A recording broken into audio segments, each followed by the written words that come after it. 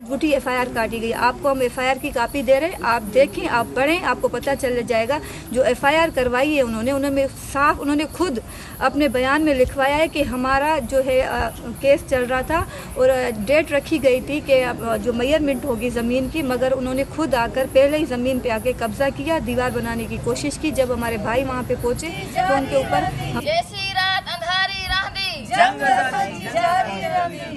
क्योंकि वो कब्ज़ा माफिया के लिहाज से तो मशहूर है।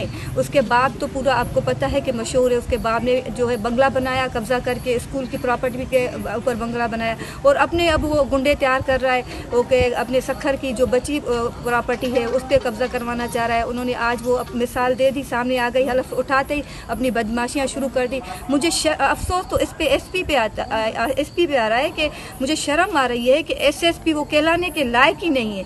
जो एसएसपी कमीशन पास करके वो हलफ लेते हैं कि हम जाकर आवाम की खिदमत करेंगे, आवाम को तहफ़्फ़ुज़ देंगे, आवाम की जान और माल को तहफ़्फ़ुज़ करेंगे, मगर जब यहाँ पर वो आते हैं, जब उनको पावर मिलता है तो यहाँ पर आकर वो सिर्फ पॉलिटिकली लोगों की कमदारी करते हैं, उनको तहफ़्फ़ुज़ देते हैं, उनके कभी बंगलों पे बैठ के बाहर चौकीदारी देते हैं, कभी उनकी गाड़ियाँ चलाते हैं, ड्राइवरिंग करते हैं, कभी उनके प्रेशर पे आकर झूठी एफआईआर करते हैं। तो हमारे साथ भी यही हुआ है, हमारे ऊपर झूठी एफआईआर काटी गई है।